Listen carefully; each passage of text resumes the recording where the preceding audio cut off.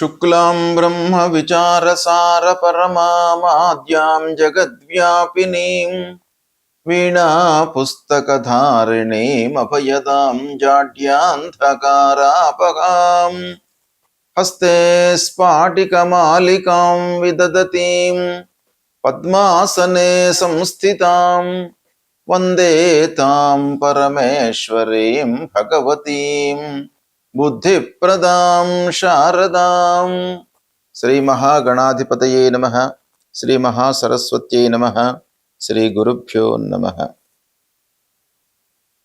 September 2026 సంవత్సరంలో గోచార ఫలితాలు ఎలా ఉన్నాయి అనే విషయాన్ని గనక మనం చూసినట్టయితే, ప్రథమంగా ఈ సెప్టెంబర్ మాసంలో గ్రహస్థితి ఎలా ఉంది?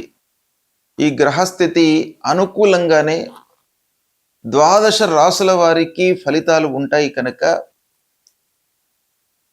ఈ ముఖ్యమైనటువంటి 8 గ్రహాలు ఈ రాశులలో సంచరిస్తున్నాయి అనే విషయాన్ని మనం చూసినట్టయితే, సెప్టెంబర్ 17వ తారీఖు వరకు సూర్యుడు సింహరాశిలో సంచరిస్తున్నాడు. తదనంతరం కన్యారాశిలోకి ప్రవేశించి మాసం చివరి వరకు కూడాను కన్యారాశిలో సంచరిస్తున్నాడు. ఇక కుజుడు 18వ తారీఖు వరకు మిథున రాశిలో సంచరిస్తున్నాడు. తదనంతరం కర్కాటక రాశిలోకి ప్రవేశించి మాసాంతం కూడాను కర్కాటక రాశిలో ఉంటున్నాడు. ఇక బుధుడు 7వ తారీఖు వరకు సింహరాశిలో సంచరిస్తున్నాడు. తర్వాత కన్యారాశిలోకి ప్రవేశించి 26వ తారీఖు వరకు కన్యారాశిలో ఉంటున్నాడు. 26 తర్వాత మళ్ళీ తులారాశిలోకి ప్రవేశిస్తున్నాడు. మాసం చివరిలో తులారాశిలో 4 రోజులు సంచరిస్తున్నాడు.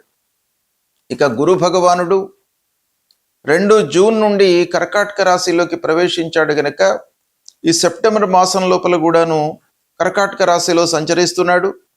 శుక్రుడు 2 సెప్టెంబర్ నుండి తులారాశిలోకి ప్రవేశించి మాసం మొత్తం కూడాను తులారాశిలో సంచరిస్తున్నాడు.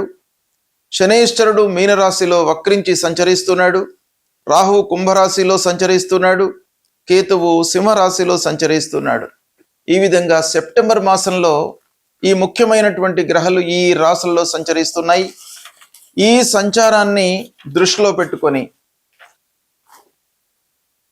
12 రాశులలో జన్మించినటువంటి వారికి ఫలితాలు ఎలా ఉంటాయి అనే విషయాన్ని మనము తెలుసుకుందాం. మిథున రాశి వారికి సెప్టెంబర్ మాసంలో ప్రత్యేకంగా పురుషులకు గోచార ఫలితాలు ఎలా ఉన్నాయో తెలుసుకుందాం. ఈ మిథున రాశి వారికి ఈ సెప్టెంబర్ మాసంలో 3, 4 స్థానాలలో సూర్యుడు సంచరిస్తున్నాడు. 3వ స్థానం అనుకూలమైనటువంటి ఫలితాలను ఇచ్చేటువంటి స్థానం. 4వ స్థానం అర్ధాష్టమ స్థానం, ఇది కొంత ప్రతికూలంగా ఉంటుంది. కుజుడు 1, 2 స్థానాలలో సంచరిస్తున్నాడు, ప్రతికూలంగా ఉన్నాడు. బుధుడు 3, 4, 5 స్థానాలలో అనుకూలంగా ఉన్నాడు. గురు భగవానుడు ధన స్థానంలో సంచరిస్తున్నాడు, చాలా అనుకూలమైనటువంటి ఫలితాలను ఇవ్వబోతున్నాడు. శుక్రుడు 5వ స్థానంలో అనుకూలం. శనైశ్వరుడు 10వ స్థానంలో ప్రతికూలం. రాహు 9వ స్థానంలో ప్రతికూలం. కేతువు 3వ స్థానంలో అనుకూలం. ఈ విధంగా ఈ గ్రహాలు ఈ స్థానాల్లో సంచరిస్తున్నాయి. ఈ స్థానాల పరంగా మనం ఫలితాలను చూసినట్టయితే, సూర్యుడు మొదటి 2 వారాలు చాలా అనుకూలంగా ఉన్నాడు. మీరు ధైర్యంతో సాహసంతో పనులు చేస్తారు, ప్రయాణాలు చేపడతారు.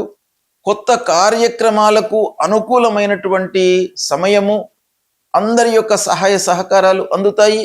ముఖ్యంగా సోదరులు, ఆత్మీయులు, బంధువుల యొక్క సహాయ సహకారాలు మీకు బాగా అందుతాయి. ఇకపోతే 17 తరువాత 4వ స్థానంలోకి వస్తున్నాడు సూర్య భగవానుడు గనక కొన్ని విషయాలలో మీరు ఓవర్లుక్ చేయకుండా, అంటే ఇంటి విషయంలో కానివ్వండి, వాహన విషయాలలో కానివ్వండి, కొంత ఓవర్లుక్ చేయకుండా వాటిపైన శ్రద్ధ చూపుతూ మీరు ముందుకు వెళ్ళినట్టయితే చాలా కలిసి వస్తుంది. ఇకపోతే కుజుడి మూలకంగా మీకు కొన్ని ఇబ్బందులు ఉన్నాయి. జన్మస్థానము 2వ స్థానంలో కుజుడి యొక్క సంచారం మూలకంగా అతి ఉత్సాహంతో మీరు ముందుకు వెళ్లకుండా కొంత ఆలోచించి నిర్ణయాలు తీసుకోవడం చాలా అవసరము. అంటే ఆవేశాన్ని నియంత్రించుకోవడము చాలా అవసరము ఈ కుజుడి మూలకంగా. ఇకపోతే మాటలలో కొంత జాగ్రత్తగా ఉండాలి. అనవసరమైనటువంటి మాటల మూలకంగా కలహాలు ఏర్పడేటువంటి అవకాశం కనబడుతుంది. ఇక వ్యాపారస్తులకు చాలా అనుకూలమైనటువంటి సమయము. మీడియా రంగంలో ఉన్నటువంటి వారికి, కమ్యూనికేషన్ వ్యాపారాలు చేస్తున్నటువంటి వారికి, సాహిత్యము, సంగీతము, రచనా వ్యాసంగాలు చేస్తున్నటువంటి వాళ్లకు చాలా కలిసి వస్తుంది. ఈ మాసంలో చాలా విజయాలు గోచరిస్తున్నాయి. ఇకపోతే 7వ తారీఖు తరువాత ఆస్తి విషయంలో, గృహ నిర్మాణ విషయంలో, గృహానికి సంబంధించినటువంటి వ్యవహారాలలో, భూమికి సంబంధించినటువంటి వ్యవహారాలలో కొంత జాగ్రత్తలు తీసుకోండి. పిల్లల విషయంలో మీకు అనుకూలత గోచరిస్తుంది. ఈ మాసం గురువు ముఖ్యంగా ధనస్థానంలో సంచరిస్తున్నాడు. చాలా విషయాలలో ఈ గురువు యొక్క ప్రభావం మీ పైన ఉంటుంది. ఆర్థికంగా మీరు ఒక స్థితికి ఎదుగుతారు, అభివృద్ధి కనబడుతుంది. కుటుంబంలో మీరు మంచి స్థాయిలో ఉంటారు. సమాజంలో మీకు గౌరవ మర్యాదలు లభిస్తాయి. క్రమంగా మీకు పేరు ప్రతిష్టలు కూడాను ఈ సమయంలో అందేటువంటి అవకాశాలు ఉన్నాయి. వాక్చాతుర్యంతో చాలా పనులు నెరవేరుతాయి. ప్రేమ, కళలు, సృజనాత్మకము అంటే క్రియేటివిటీ మూలకంగా మీకు మంచి ఆదరణ లభిస్తుంది సమాజం లోపల. ఇకపోతే కొంత వర్క్ విషయం లోపల ఒత్తిడి మట్టుకు కనబడుతుంది. పని భారం పెరుగుతుంది. తద్వారా మీరు కొంత ప్రెషర్కు గురి అయ్యేటువంటి అవకాశం కూడాను కనబడుతుంది. విదేశీ అవకాశాలు ఉన్నాయి. దూర ప్రయాణాలకు అనుకూలమైనటువంటి సమయము. అనవసరమైనటువంటి వాదోపవాదాలకు వెళ్లకుండా మీరు ఉన్నట్టయితే అందరి యొక్క సహాయ సహకారాలు మీకు అందుతాయి. ఈ మాసం లోపల ఉద్యోగస్తులకు ప్రమోషన్ అవకాశాలు కనబడుతున్నాయి. వ్యాపారస్తులకు కొత్త వ్యాపారము చేయాలి అనేటువంటి ఒక మనస్తత్వంతో మీరు ముందుకు వెళతారు. వ్యాపార విస్తరణ కూడాను గోచరిస్తుంది. కొత్త కస్టమర్స్ మీకు లభించేటువంటి అవకాశం ఉంది. ఆర్థికంగా చాలా అభివృద్ధి పథంలోకి మీరు వస్తారు. ఇకపోతే వివాహాది శుభకార్యాలకు చేసేటువంటి ప్రయత్నాలు సఫలీకృతమవుతాయి. వివాహ సంబంధాలు నిశ్చయమవుతాయి. పిల్లల ద్వారా మీకు సమాజంలో గౌరవ మర్యాదలు లభిస్తాయి. ఆరోగ్యాన్ని మట్టుకు మీరు నిర్లక్ష్యం చేయకూడదు. వాహనము నడిపేటప్పుడు కానివ్వండి, వాహనము కొనుగోలు చేసేటప్పుడు కానివ్వండి కొన్ని జాగ్రత్తలు పాటించండి. విద్యార్థులు పోటీ పరీక్షలలో విజయాన్ని పొందుతారు. స్నేహితుల ద్వారా మీకు మంచి అవకాశాలు వస్తాయి. ఓవరాల్గా చూసినట్టయితే మిథున రాశి వారికి ఈ సెప్టెంబర్ మాసంలో చాలా పురోగతి కనబడుతుంది. మీరు చేసేటువంటి ఉద్యోగం లోపల క్రమంగా ప్రోగ్రెస్ కనబడుతుంది. రావలసినటువంటి డబ్బు మీకు చేతికి అందుతుంది. ఓవరాల్గా మీకు అనుకూలమైనటువంటి మాసంగా ఉంది ఈ సెప్టెంబర్ నెల. కాబట్టి మీరు దీన్ని సద్వినియోగపరచుకోండి. గోచార ఫలితాలను సాధారణంగా జన్మ సమయంలో చంద్రుడు ఉన్నటువంటి రాశి పరంగా ప్రస్తుతము ముఖ్యమైనటువంటి గ్రహాలు ఏ స్థానాలలో సంచరిస్తున్నాయి, తదనుగుణంగా ఫలితాలు ఎలా ఉంటాయి అనేటువంటి విషయం పైన మనం కాన్సన్ట్రేషన్ చేసి తదనుగుణంగా ఫలితాలను చెప్పడం జరుగుతుంది. అయితే ముఖ్యమైనటువంటి గ్రహాలు సూర్య భగవానుడు. సూర్యుడు ప్రధానంగా మనకు ఆరోగ్యాన్ని ఇచ్చేటువంటి ఒక గ్రహము. సూర్యనారాయణుడి మూలకంగా మనకు శారీరక సౌఖ్యము కలుగుతుంది. అలాంటి రవి రారాజు ప్రతికూలంగా ఉన్నప్పుడు సాధారణంగా ఆరోగ్యపరమైనటువంటి సమస్యలు తలెత్తుతాయి.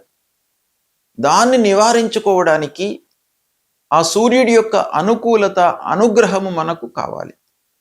దానికి మనం ఏం చేయాలి అనంటే ప్రతినిత్యం కూడాను స్నానం చేసిన తర్వాత సూర్యుడికి నమస్కారం చేయండి. సూర్యుడికి కేవలం నమస్కారం చేయడం మూలకంగానే సూర్య భగవానుడు సంతృప్తి చెంది మనను అనుగ్రహిస్తాడు. నమస్కార ప్రియో భానుహు అని శాస్త్రం చెప్తోంది. కాబట్టి కేవలము మీరు సూర్యుడికి స్నానానంతరము 12 సార్లు సూర్య భగవానుడికి నమస్కారం చేసుకోండి, భూమికి నమస్కారం చేసుకోండి, మీకు ఆరోగ్యాన్ని ఇస్తాడు. అదేవిధంగా మూలమంత్రాన్ని జపించండి. మూలమంత్రం జపాకుసుమ సంకాశం కాశ్యపేయం మహద్యుతిం తమోరిం సర్వపాపఘ్నం ప్రణతోస్మి దివాకరం అనేటువంటి మూలమంత్రాన్ని ప్రతినిత్యం కూడాను జపించండి. 3 సార్లు సూర్య భగవానుడికి అర్ఘ్యప్రదానం చేయండి. అర్ఘ్యప్రదానం అంటే నీళ్లు వదలడం సూర్యుడికి. అది చేసినట్టయితే మీకు చాలా అనుకూలత కలుగుతుంది. ఆదిత్య హృదయాన్ని స్తోత్ర పారాయణం చేయండి. సూర్యుడు ప్రధానమైనటువంటి గ్రహము, ఆరోగ్యమే మహాభాగ్యం కాబట్టి అన్ని విషయాలపైన కూడాను ఆరోగ్యము ఒక ప్రభావితం చేసేటువంటి అంశం. అన్నీ ఉన్నప్పటికీ ఆరోగ్యం మనకు సహకరించినట్టయితే వాటిని మనము అనుభవంలోకి తీసుకోలేము. డబ్బు ఉన్నప్పటికీ, చదువు ఉన్నప్పటికీ, హోదా ఉన్నప్పటికీ, ఎన్ని ఉన్నా కూడాను ఆరోగ్యం ప్రధానం గనక సూర్య భగవానుణ్ణి మీరు సంతృప్తి చేసుకోవడము, ఆ భగవంతుడి యొక్క అనుగ్రహం పొందడం చాలా అవసరము. అదేవిధంగా కుజుడి యొక్క ప్రభావం కూడాను బాగా ఉంటుంది జాతకులపైన. గోచార రీత్యా అర్ధాష్టమ స్థానము, అష్టమ స్థానము, ద్వాదశ స్థానము ఇలాంటి దుస్థానాలలో సంచరిస్తున్నటువంటి సమయంలో అనవసరమైనటువంటి కలహాలు, విద్వేషాలు, మధ్యవర్తిత్వం వహించడం మూలకంగా వచ్చేటువంటి ఇబ్బందులు, కోర్టు వ్యవహారాలు ఇవన్నీ కూడాను కుజుడి మూలకంగా తలెత్తేటువంటి సూచనలు బాగా ఉంటాయి. కాబట్టి కుజుడిని మీరు అనుగ్రహము చేసుకోవాలి. ఆ కుజ భగవానుని యొక్క అనుగ్రహం మీకు కావాలి అనంటే సుబ్రహ్మణ్య స్వామిని కొలవండి. సుబ్రహ్మణ్య స్వామిని కొలవడం మూలకంగా మీకు మీ లోపల ధైర్య సాహసాలను ఇస్తూ అనవసరమైనటువంటి విషయాలలో తలదూర్చకుండా మిమ్మల్ని కాపాడుతాడు. అది చాలా ముఖ్యమైనటువంటి అంశం. అంతేకాకుండా మూలమంత్రాన్ని ప్రతినిత్యం కూడాను జపించుకోండి. ధరణీ గర్భ సంభూతం విద్యుత్ కాంచన సన్నిభం కుమారం శక్తిహస్తంచ మంగళం ప్రణమామ్యహం అనేటువంటి మూలమంత్రాన్ని ప్రతినిత్యం చదువుకోండి. ఇక ప్రధానమైనటువంటి గురుగ్రహము అన్ని విషయాలపై ప్రభావాన్ని చూపించేటువంటి ఆ గురువు ప్రతికూలంగా ఉన్నప్పుడు తల్లిదండ్రులను సేవించండి. తండ్రి యొక్క ఆరోగ్యాన్ని తెలుసుకోండి. ఆయనకు కావలసినటువంటి సపర్యలను చేయండి. తల్లి యొక్క ఆరోగ్యాన్ని తెలుసుకోండి. ఆమెకు కావలసినటువంటివన్నీ కూడాను మీరు సమకూర్చే ప్రయత్నాలు చేయండి. తల్లిదండ్రుల యొక్క అనుగ్రహమే గురువు యొక్క అనుగ్రహము. తల్లిదండ్రులకు నిత్యం కూడాను మీరు పాదాభివందనం చేయండి. తద్వారా వాళ్ళ యొక్క అనుగ్రహం మీకు లభిస్తుంది. ప్రథమ గురువులు తల్లిదండ్రులు. దక్షిణామూర్తి స్తోత్ర పారాయణం చేసుకోండి. దత్తాత్రేయ స్వామి యొక్క చరిత్రను పఠించండి. దత్తాత్రేయ స్వామి దేవాలయానికి వెళ్ళండి. మూలమంత్రాన్ని చదువుకోండి. దేవానాంచ ఋషీణాంచ గురుంకాంచన సన్నిభం వందనీయం త్రిలోకానాం తం నమామి బృహస్పతి అనేటువంటి మూలమంత్రాన్ని ప్రతినిత్యం కూడాను చదువుకోండి. ఇక శనీశ్వరుడు ప్రధానమైనటువంటి గ్రహము. అన్ని ఆటంకాలకు, ఆలస్యానికి, విఘ్నాలకు కారణమైనటువంటి వాడు శనీశ్వరుడు. ఎక్కువ రోజులు ఉంటాడు ఒక రాశిలో. కాబట్టి ఆ శనీశ్వరుడి యొక్క ప్రభావం మన పైన ఉండడం చాలా సహజం. కాబట్టి దుస్థానాలలో సంచరిస్తున్నటువంటి సమయంలో ప్రత్యేకంగా శని విషయమై హనుమాన్ చాలీసా ప్రతినిత్యం కూడాను చదవండి. ఆంజనేయ స్వామిని దర్శించండి. ఆంజనేయ స్వామి మూలకంగా మీ లోపల ఆలస్యము ఎంత కలిగినప్పటికీ, ఎన్ని విఘ్నాలు మీకు తలెత్తినప్పటికీ మీ లోపల ధైర్యము, సాహసము, ఏకాగ్రత, పట్టుదల నిలిపేటువంటి అవకాశాలు ఆ ఆంజనేయ స్వామి యొక్క అనుగ్రహం మూలకంగా మీకు కలుగుతుంది.